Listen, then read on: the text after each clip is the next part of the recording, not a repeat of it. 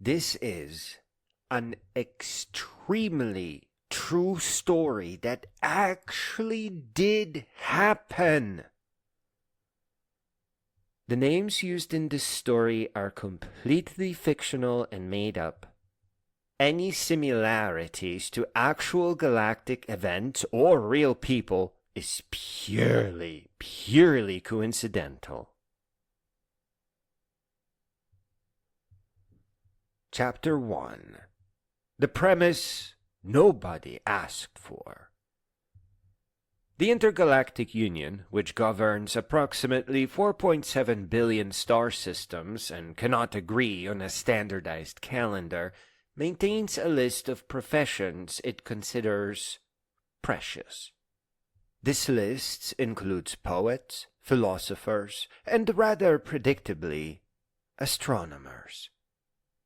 The reason for this classification was recorded in Union Document 7,832,441b, which states, "Astronomers are to be protected at all costs, for they are the only beings in the known universe who will stare directly into the infinite void of existence, notice that it is staring back, and instead of screaming, will say, I should measure that." This makes them beyond invaluable. It also made them somewhat concerning.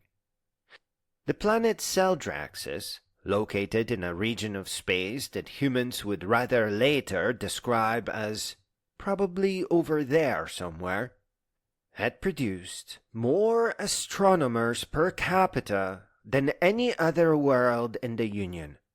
This was largely because Celdraxis had 17 moons, 4 of which were visible during the day. And children there grew up asking questions like, "Why is that one wobbling?" before they could properly walk. One such child was named Vesto Slifer. From an early age, he kept intricate notes on the moons and all their unusual doings.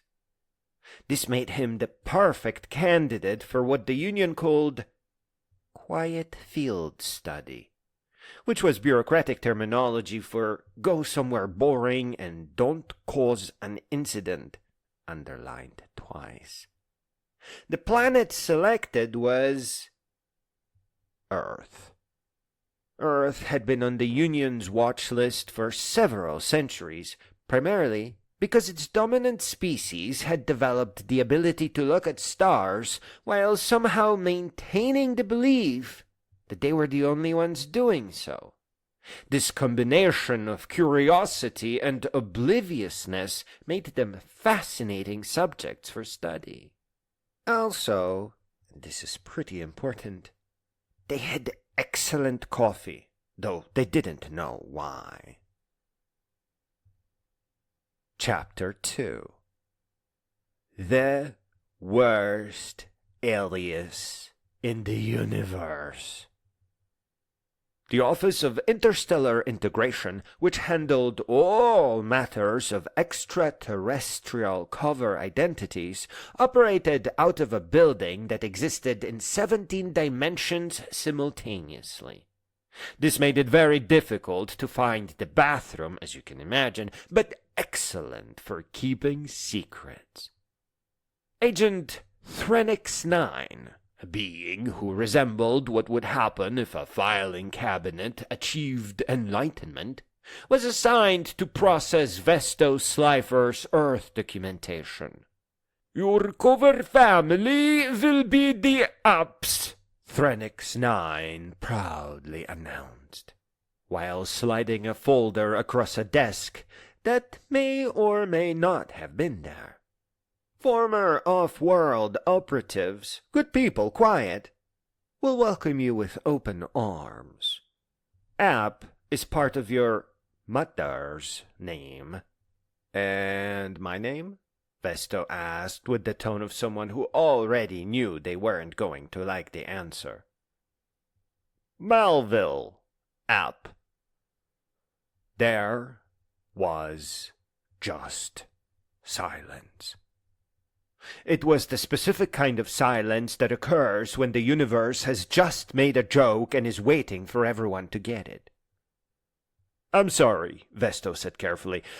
"I may have misheard you. I thought you said Melvin." "Melvin app. It tested well with focus groups." "What focus groups? Human ones? They found it pleasantly forgettable?" Vestos stared at the agent. The agent stared back. The desk may or may not have stared at both of them, too. "I am not," Vesto said, with the careful precision of someone trying very hard not to scream, "going to introduce myself as Melvin App. It sounds like something you'd name a disappointed sandwich. It sounds human. It sounds like what happens when consonants give up." He took the folder away. He had no choice. But from that moment forward, he devoted approximately 340% more mental energy to resenting his alias than to actually learning human customs. This would prove to be a significant tactical error. Chapter 3. Arrival on Earth. Things go sideways early. Arizona, the early 20th century, was a place where the sky was so clear that you could see forever, and the ground, it was so dry that it would actively try to kill you if you weren't paying attention. It was, in other words, perfect for astronomers. The Lowell Observatory sat atop a hill that the locals called Mars Hill, though Mars was actually about 140 million miles to the upper left and had no opinion on the matter. Vesta arrived in the traditional manner, aboard a vessel disguised as an unusually ambitious dust devil, carrying nothing but his instruments, his credentials, and a profound reluctance to use the name Melvin under any circumstance. His integration was supposed to be seamless. He was supposed to blend in, make quiet observations, and file reports that no one would read for several centuries. Instead, he met Percival Lowell. Oh boy. Percival Lowell was the kind of human who made the universe nervous. He had money, which was dangerous. He had curiosity, which was way worse. And he had an observatory, which meant he had the means to act on both. He was also, by all accounts, tremendously pleasant, which made everything more complicated. "New fellow, are you?" Lowell asked, materializing beside Vesta with the silent efficiency of a man who owned the building and knew exactly where all the interesting people were at all times. Vesta looked up from the spectrograph he was calibrating. He had been on Earth for approximately 6 hours. He was tired. He was still annoyed about this whole Melvin thing, and he was not prepared for human social interaction. "Yes," he said. And here, oh my gosh, the universe held its breath. Chapter 4. The Catastrophic Introduction. What Vesto should have said was, "Melvin App, pleased to meet you." What Vesto actually said, oh my gosh, was Vesto Slifer. The words left his mouth with the casual confidence of someone who had been using that name for his entire life, which he had, because it was his actual name. There was a moment of approximately 0.7 seconds where Vesto's brain caught up with his mouth. It was not a pleasant moment. It was the kind of moment where you realize you've just told a complete stranger your real identity on a planet where you're supposed to be undercover, and there is absolutely nothing you can do about it, because the words are already out there, floating in the air like evidence at a crime scene. Lowell blinked. Vesto Slifer? That's unusual. Is it? Vesto heard himself say, which was his brain's way of buying time while it screamed internally. Well, it's rather exotic. Where is it from? Celdraxis, Vesto's brain supplied, unhelpfully. It's from Celdraxis, you absolute fool, and you've just blown your cover in the first hour because you couldn't be bothered to learn your alias properly. Indiana, Vesto said instead, because Indiana was a place that existed, and he was reasonably certain humans came from there. Ah, Lowell nodded, apparently satisfied. And your first name is Vesto? Yes, Vesto Melvin Slifer. There was another pause. Vesto watched Lowell's face for signs of suspicion, alarm, or the imminent arrival of whatever passed for authorities on this planet. Instead, Lowell just looked mildly confused, which was apparently the default human response to unexpected information. Melvin, like that whale fellow. Yes? Wonderful. Good to have you aboard, Slifer. Lowell shook his hand vigorously. Let me know if you need anything. Telescope time, equipment, sandwiches. We have excellent sandwiches. And then he left. Vesto stood alone in the observatory, his hand still slightly warm from the handshake, his cover identity in absolute ruins, and his career potentially completely and utterly destroyed. But somehow, the conversation was over. Humans, he was beginning to realize, were very strange about names. Interlude. A treaty on profanity, as recorded by the Union Office of Linguistic Oversight. 7,000 light years away, High Chancellor Elara Maris received the incident report. She read it 3 times. Then she invented new words.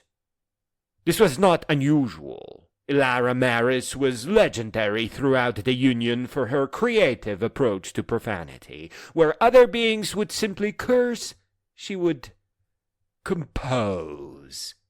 Her expletives were not merely exclamations, they were experiences.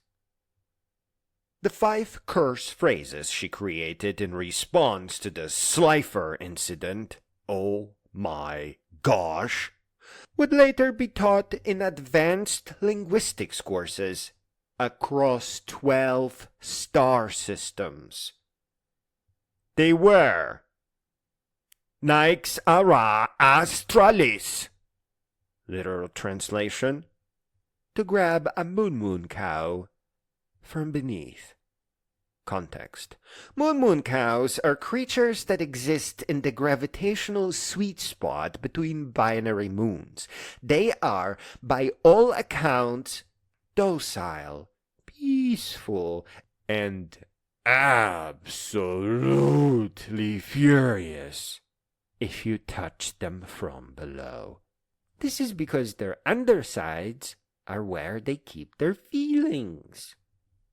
To call someone an Ixara Australis is to suggest they have done something so monumentally catastrophically stupid that it's equivalent to reaching up the peaceful darkness of space and grabbing a 2-ton emotional cow by its most vulnerable bits.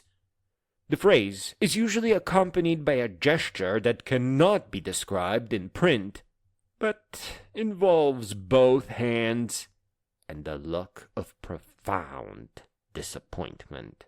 Ugh. Arden Helior. Literal translation: to pull the legs of a newborn galaxy straight from its mother's black hole. Context: this one requires some astronomical explanation. When galaxies are born, and they are born messily and magnificently, they emerge from regions of such intense gravitational chaos that even light has second thoughts. The process is sacred, violent, and absolutely not to be interfered with. To Arden Helior is to suggest that someone has not merely made a mistake, but has done it so in a way that violates the fundamental dignity of creation itself. It implies a level of cosmic rudeness that transcends mere offense and enters the realm of ontological vandalism. High Chancellor Maris used this phrase 6 times while reading paragraph 3 of the incident report. Miret ecliptarum. Literal translation: the punching of a private part that only lunar lice have. Context: lunar lice are parasites that exist on approximately 340 moons throughout the galaxy. They are tiny. They are really annoying, and they have a single, highly specific, anatomical feature that exists for no discernible purpose except, apparently, to be referenced in profanity. It's true. It's true. What makes Miret Ecliptorum particularly devastating as an insult is the implication that you would first have to find the relevant body part, which is microscopic, hidden, and, according to xenobiologists, genuinely unpleasant to contemplate. Ugh. To call someone this is to suggest that they have not only done something wrong, but that correcting them would require a level of precision, patience, and willingness to engage with the deeply unpleasant that nobody should be expected to provide. Halvek Drake. Literal translation: kissing the lips of a reverse space bird. Context: the reverse space birds are creatures that fly backwards through time. This means that by the time you see one, it has already left. Their lips, if they can be called that, exist in a state of perpetual yesterday. To halvek draith someone is to accuse them of pursuing something that is not only impossible, but retroactively impossible. A goal so futile that even if you achieved it, it would have already unhappened. It's the Union's equivalent of calling someone a fool who chases rainbows. Except the rainbow is traveling backwards through causality, and the chase itself is erasing your footsteps as you run. High Chancellor Maris used this one at full volume. Aurelion. Literal translation: redacted by the Intergalactic Censorship Board. Order 77 Gamma 9. Yeah. Context. The Intergalactic Censorship Board has determined that the act described by Aurelian cannot be explained in any language, living or dead, without causing permanent psychological discomfort to all beings capable of imagination. In a word, ew. What can be said is this. It involves star cloacas. Oh my gosh! This is the narrator telling you, do not look up cloaca. Don't. Just don't. We can additionally add that it is apparently physically possible though inadvisable, especially if you're a superstar. 3 Union linguists who attempted to translate it for the official record have since requested memory modification. Yeah. The phrase is banned on 47 planets. That's no joke. Not because it is offensive, but because the mental image it creates is way too spicy. High Chancellor Maris said this one quietly. But you know what? It made things a lot worse. Chapter 5. The almost disclosure incident. The problem with Vesto Slifer, from the Union's perspective, was that he was very, very, very good at his job. This should have been a positive thing. It was not. Because Vesto, in his quest to study Earth astronomers, kept accidentally revolutionizing their science. It started small. A comment here about spectral analysis, an observation there about galactic motion. Little things that any competent astronomer might notice, if that astronomer happened to have access to technology several centuries ahead of Earth's development. That's an interesting approach to redshift, a colleague mentioned one afternoon. Is it? Vesto said, as he always does, looking up from calculations that had taken Earth scientists, well, the better part of 3 years to replicate. It's just, you seem very confident about galaxies moving away from us. Well, they are, Vestos said. But the mathematics? The mathematics are quite straightforward, once you stop assuming you're at the center of everything. There was a pause. That's a very philosophical way to put it, the man said. Is it? Vesto said again, returning to his work. This kind of exchange happened approximately once a week. Union observers, monitoring from a comfortable distance of several astronomical units, began filing reports with increasingly alarmed language. Subject demonstrates repeatedly knowledge inconsistent with Earth's technological development. Subject has casually mentioned the existence of other island universes, as though this were common knowledge. It is not common knowledge. Please advise. Subject appears to be accidentally solving problems that Earth's astronomers have been working on for decades. This is causing professional jealousy and suspicious questions. Recommend intervention. Urgent. Subject used the phrase, back on my home, and then corrected himself. Back in Indiana? Indiana does not have the atmospheric conditions he was describing. This is because Indiana does not have 3 suns. Please advise immediately. The Union response was swift and bureaucratic. Vesto was filed under a new classification that has been created specifically for this situation.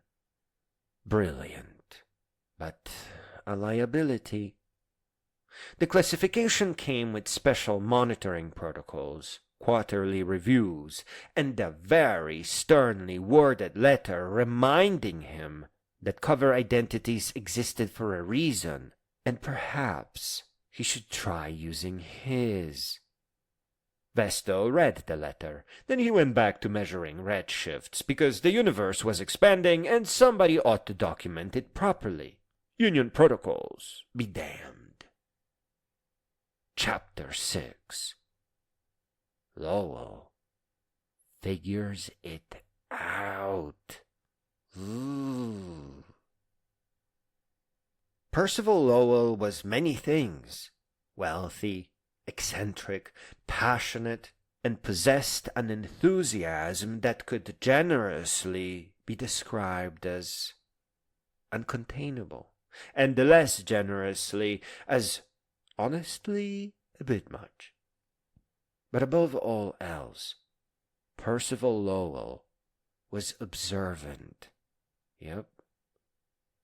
This was an occupational hazard of being an astronomer. You spent so much time looking carefully at things that were very far away that you couldn't help but to notice things that were very close. Things like colleagues who used terminology that hadn't been invented yet. Things like equations that solved problems nobody had formally posed. Things like a man who introduced himself with a name that sounded less like Indiana and more like somewhere where mathematics works differently. Slifer, Lower said one evening, settling into a chair next to the telescope with the casual determination of a man who had decided to have a conversation, whether the other party wanted it or not. I have a theory. Vesto, who had been peacefully cataloguing stellar spectra, felt a cold sensation that humans would recognize as, well, dread. Do you? I do. Lowell steepled his fingers.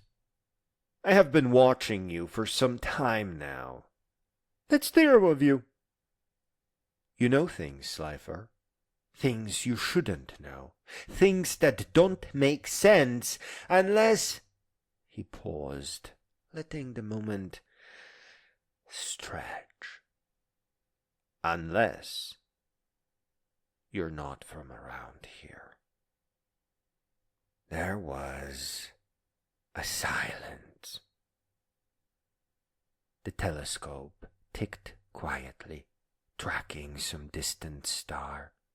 Outside, the Arizona night was vast and dark and full of secrets.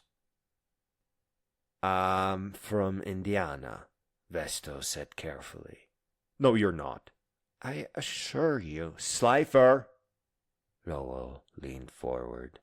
I've dedicated my life to looking at Mars. I've spent decades convinced there is intelligent life out there. I've built an observatory on a hill and spent my fortune staring at the sky. He smiled. A genuine smile, a beautiful smile, without fear or accusation. Did you really think I'd be upset to find out I was right? Vesto opened his mouth, closed it, and opened it again.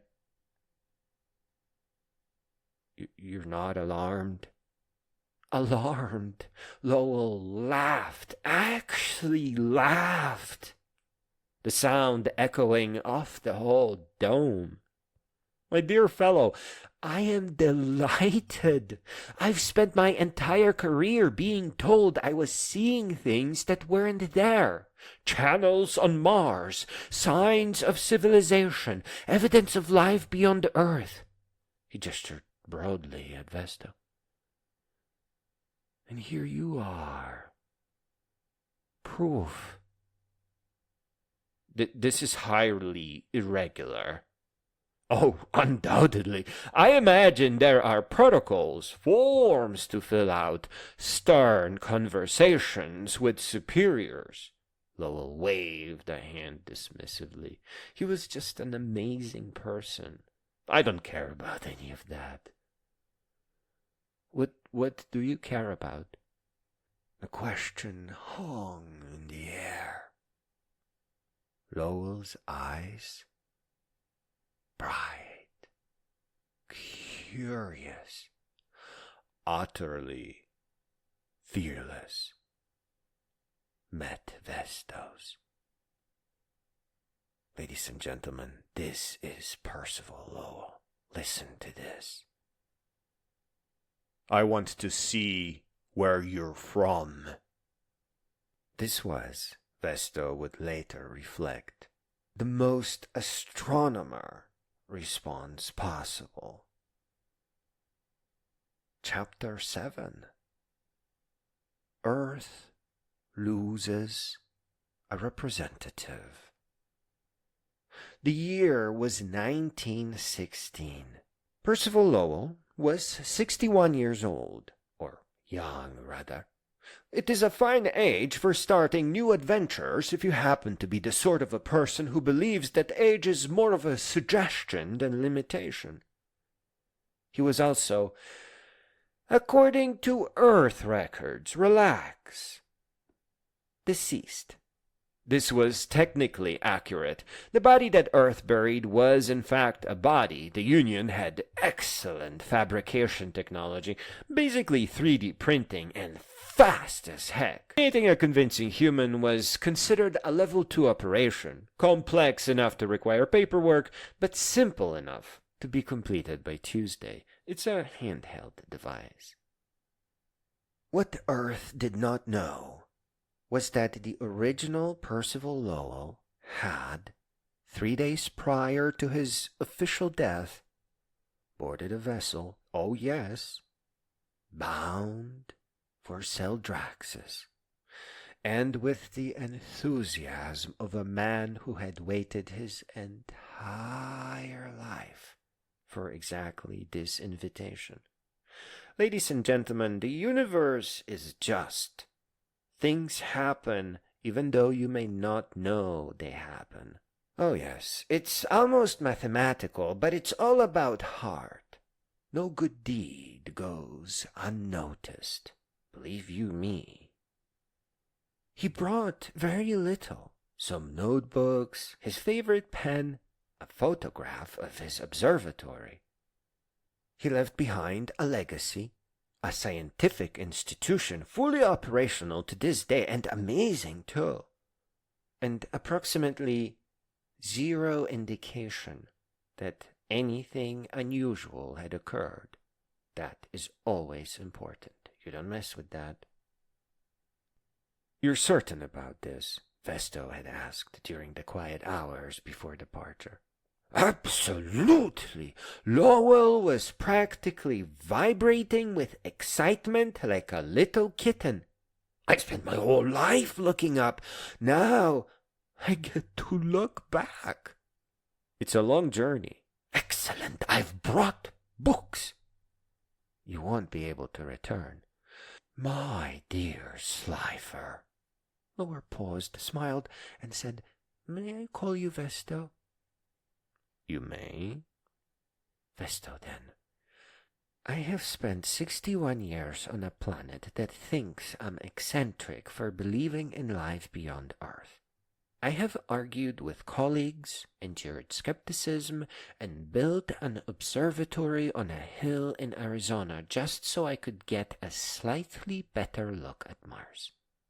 He straightened his jacket with the air of a man preparing for the journey of several lifetimes. I am very much looking forward to be proven right. The departure was quiet, as such things usually are.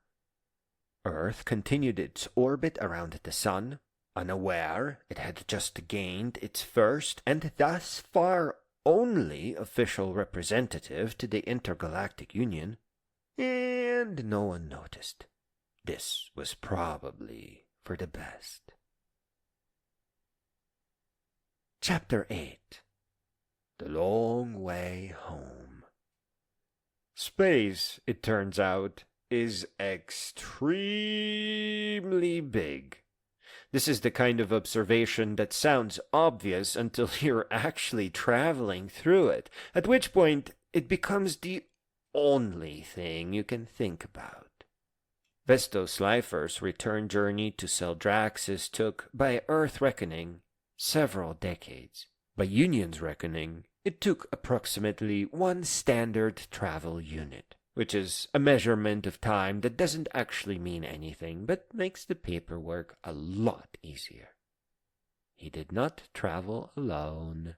Emma had found him in Arizona, which was either a coincidence or the universe's way of apologizing for the whole Melvin situation. She was brilliant, patient, and possessed of the particular kind of tolerance required to love someone who would rather measure the velocities of distant galaxies than engage in small talk. "You're still thinking about the name thing," she observed approximately halfway between Earth and home. "I'm not. You've muttered Melvin in your sleep 3 times this week." I'm sorry, it's a terrible name." It was supposed to be forgettable. It was too forgettable. It forgot to be a real name and became a sound instead. Melvin. Emma patted his hand sympathetically. She had heard this argument before. She would hear it again. This was marriage. Chapter 9. 2 men, 1 planet, too many stories. Celdraxis, as previously mentioned, had 17 moons. It also had excellent wine, a climate that Earth poets would describe as perpetually golden hour, and a small cottage on the edge of a lavender-colored sea, where 2 old astronomers met for dinner every 3rd rotation. Percival Lowell, formerly of Earth, currently of everywhere, had adapted magnificently to extraterrestrial life. This was because Percival Lowell had the kind of personality that adapted magnificently to everything. Give him a new planet, and he would spend the first week cataloging its moons. Give him a new species, and he would learn to make them laugh. Give him 400 years of extended lifespan. It was indefinite by that time, a standard union benefit for the registered representatives, and he would use every single one of his days to ask questions. Ladies and gentlemen, that is Percival Lowell. "I still don't understand," he said, pouring wine that shimmered with colors Earth grapes had never imagined, "how they didn't notice you." Vesto, comfortable, finally home, shrugged. "Humans don't notice things they're not looking for." "I noticed. You were looking." Lowell considered this. He had spent a lifetime looking at Mars, at the sky, at the spaces between stars where life might be. He had been called obsessive, eccentric, and occasionally that canal fellow by people who thought they were being clever. He had also been right. "Earth is strange," he said finally. "Agreed. The people are fascinating." "Also agreed. The women," Lowell raised his glass, "are to die for." Emma, who had heard this toast before, and who was technically also from Earth, rolled her eyes affectionately. "And the astronomers?" Vesto asked. Lowell laughed. It was the laugh of a man who had spent several centuries among the stars and still found joy in the question. The astronomers are the best part. We look at infinity and try to measure it. We stare into the void and take notes. He shook his head wonderingly. Honestly, it's a miracle any of us are allowed to function in society. Speaking of functioning in society, Vesta leaned back. They never did change the alias policy. Still Melvin? Yeah, still Melvin. That's criminal. I've said as much, formally several times, and they said it tested well with focus groups. Lowell laughed again. This time Vesto joined him, and the sound carried out over the Lavender Sea, up past the 17 moons, and into the vast darkness of a universe that was, as Vesto had proven long ago, still expanding. Somewhere out there, galaxies were moving away from each other at tremendous speeds. Superluminal speeds, oh yes. Somewhere closer, 2 astronomers were moving toward desert. And somewhere in the archives of the Intergalactic Union, there was a file labeled Slifer Vesto. See also Melvin App, with a note attached that read, "Case closed. Subject returned home. Recommend continued observation of Earth. Further recommend aliases should probably be optional." The universe, as always, continued not to care. But for one evening, on one planet under 17 moons that had no idea how important they were to the children who grew up asking questions about them, 2 old friends sat together and laughed and agreed. Earth was pretty strange. Humans were fascinating, and aliases, without question, absolutely the worst. The end. I hope I did not upset anyone by using these names. I really apologize. But Vesto Slifer and Percival Lowell are so important to planet Earth that we have to write about them and think about them and create poetry and movies and children's books. We need this. It's really important for our future.